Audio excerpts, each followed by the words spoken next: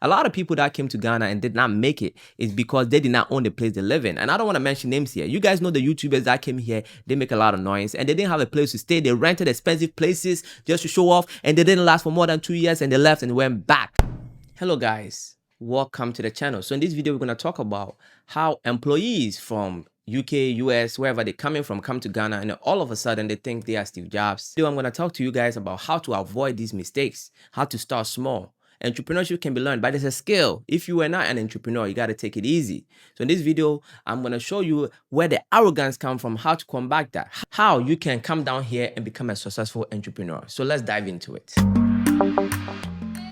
Well, a lot of us coming from the US, UK, Germany, Netherlands, you name it, wherever we are coming from, coming down here to Ghana, we spot a lot of opportunities. Why? Because we are exposed to a lot of things, right? There's a certain way that the restaurant operates. There is a cafe. Now they have beautiful cafes around in Accra, right?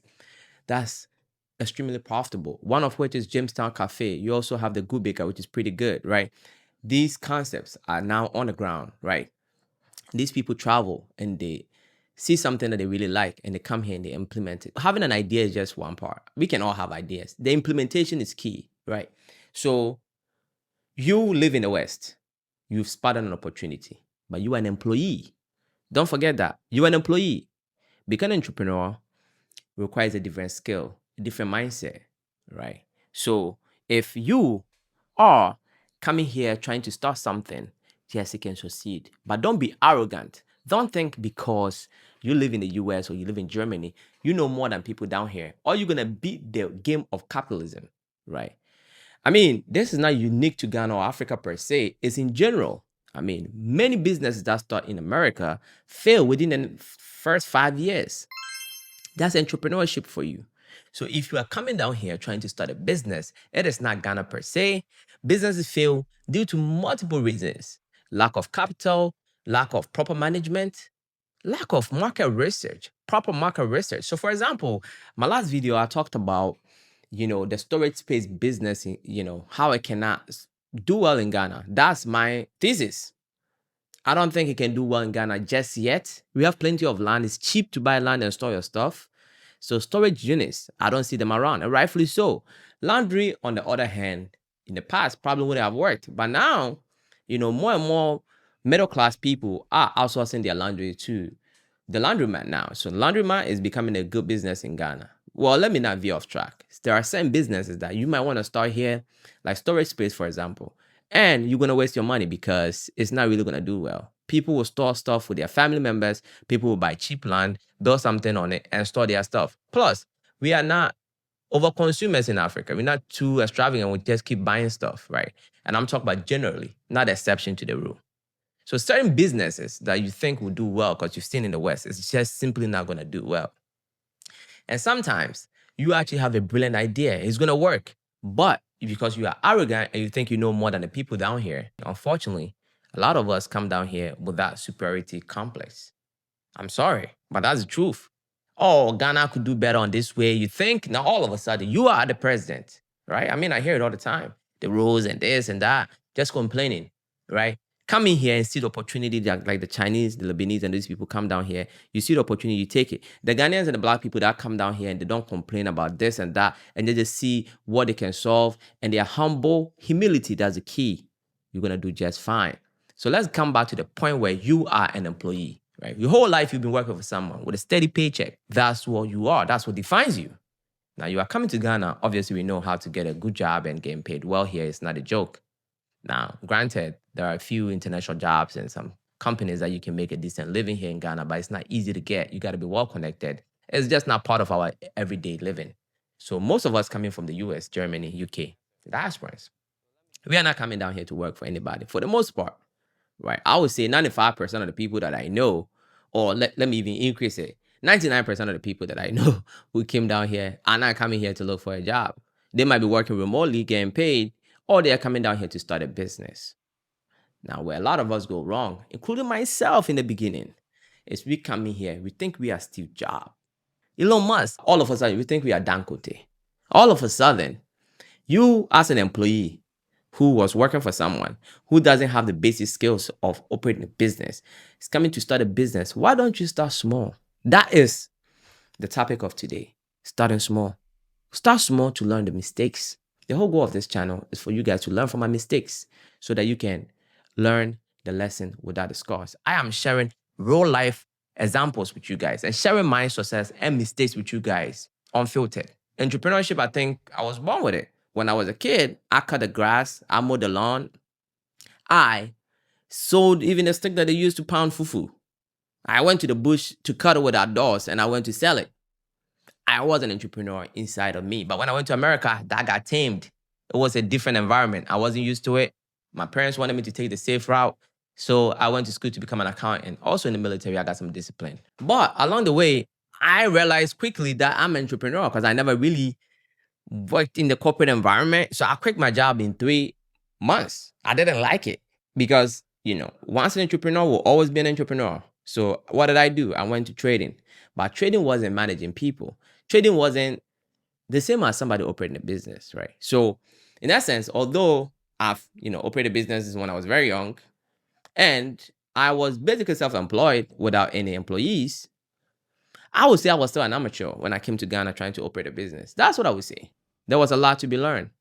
And what did I do? I did the mistake that most people do when they come down here to Ghana is having a big chunk of money and jump into something right away. Thinking that because they are coming from America, because they are coming from UK, because they are coming from Germany, they are going to kill it. That they are just going to be so successful.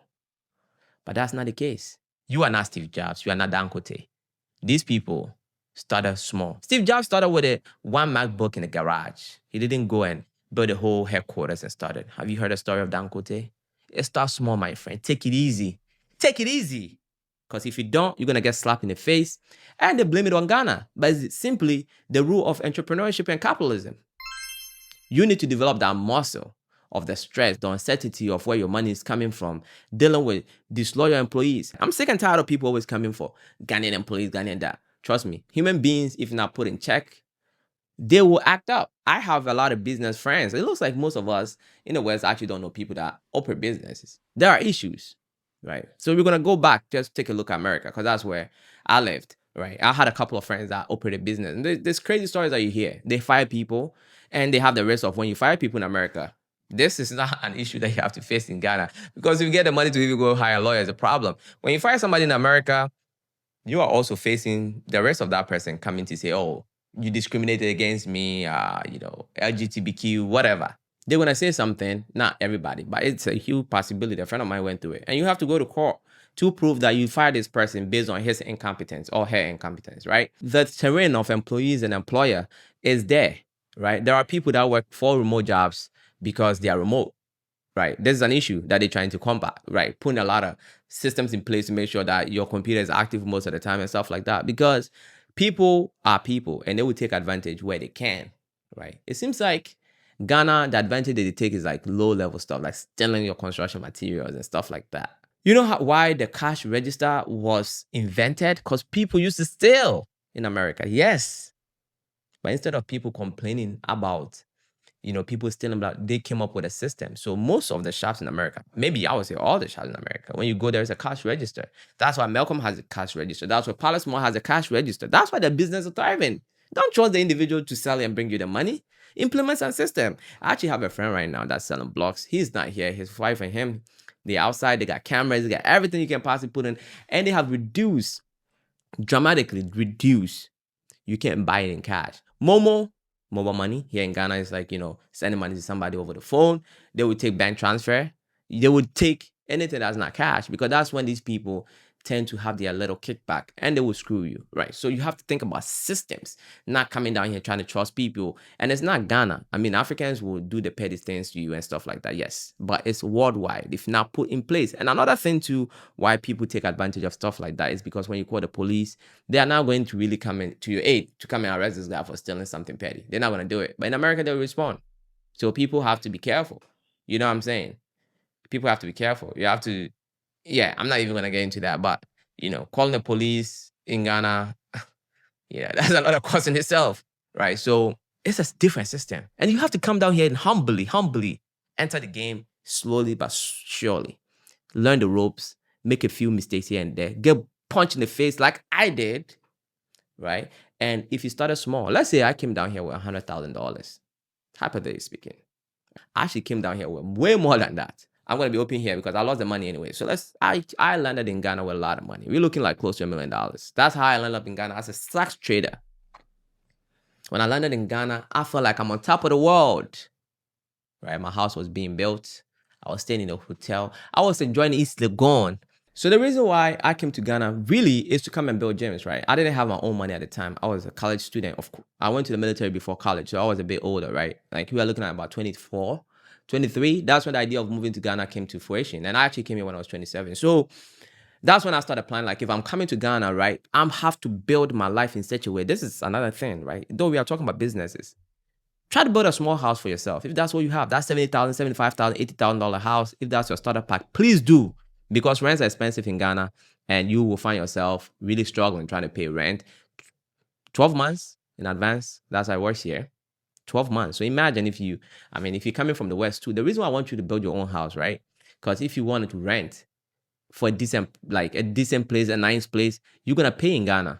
Unless you want to go live like a local. And I don't advise that. So you can build something nice and have a nice finishes in there that fits you. You can make it smaller, but at least the finishes fits you based on what you are used to in the West. Right? You can spend $70 to $100,000, even $60,000. You can get something modest, a nice 2-bedroom house somewhere to start. So that you don't have to think about the rent. Because once you own your building in Ghana, it's not a lot of taxes. It's not, electricity is not really a problem. Water is so cheap. I pay less than $10 a month in water. And even if you can put solar on there. So you are on a survival mode. This is just a tip for you. Own the house.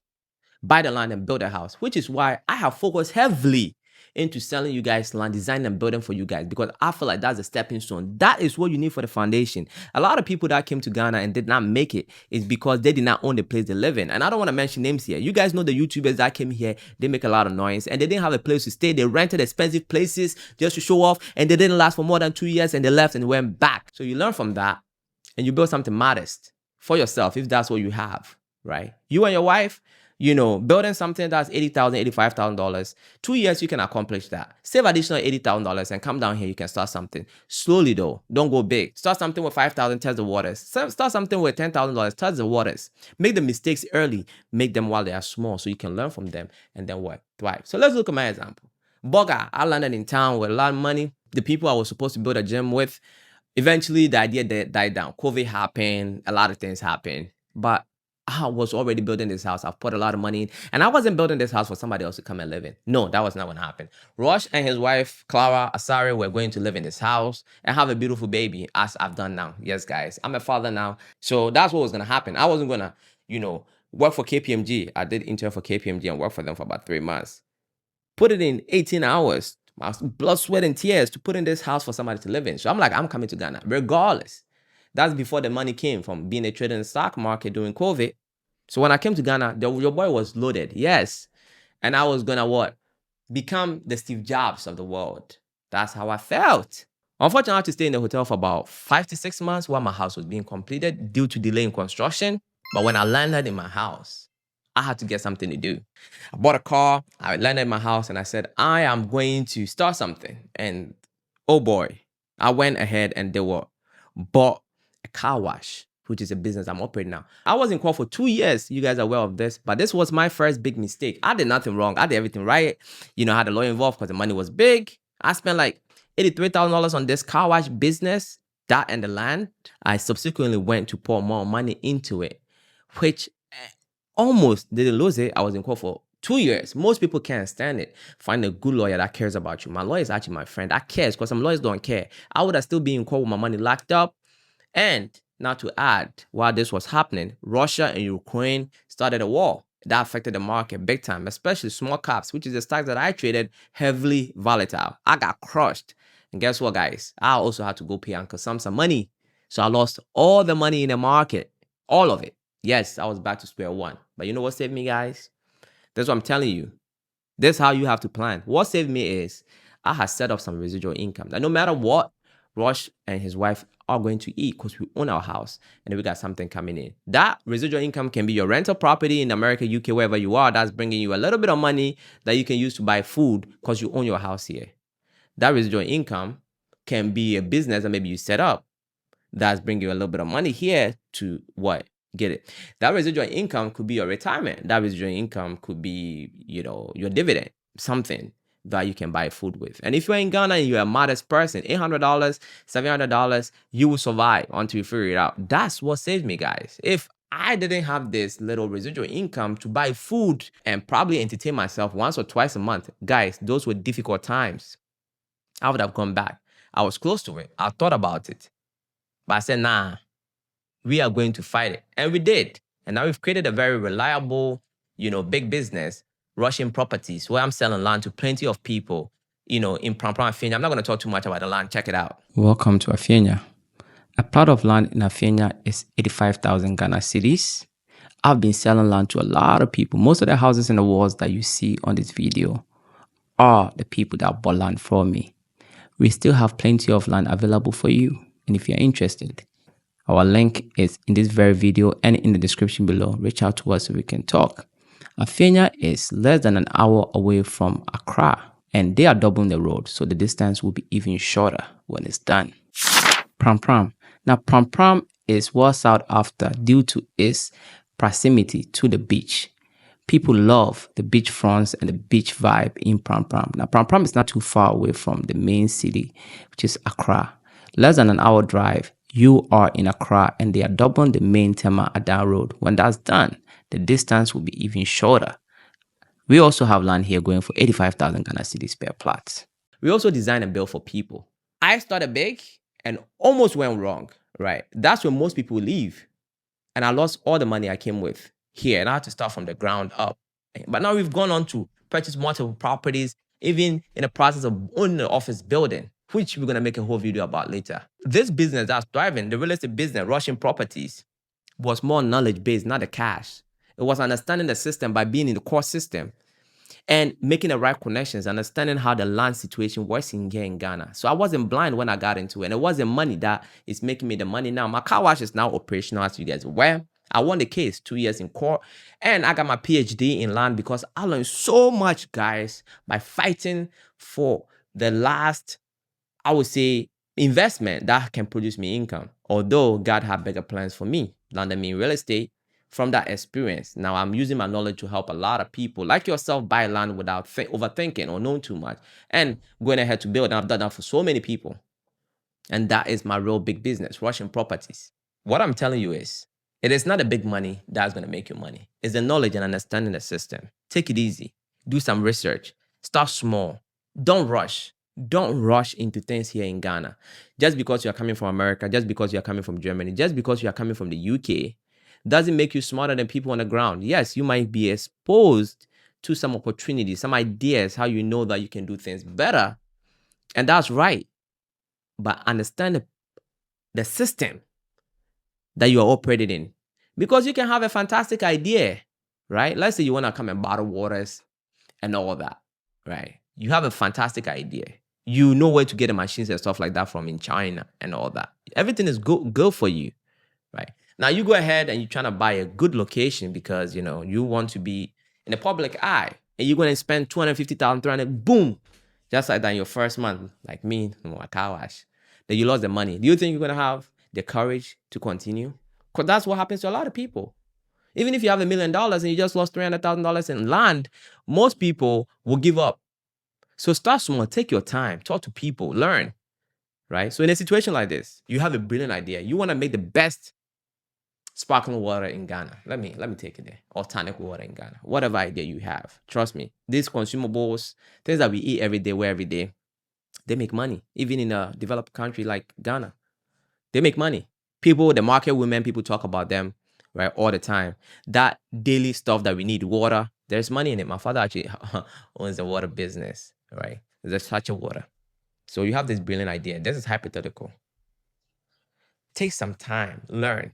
You need land, cool. Have you bought land before in Ghana? Yes. Are you aware of the issues that can arise? Yes. It doesn't really, I preach this a lot. Having a title is not conclusive. I'm in Shy Hills right now, and I was aware of this. So this didn't hit me, right? I got title land in the process of transferring the title to my name, but I'm fighting for it. I'm going to win at the end.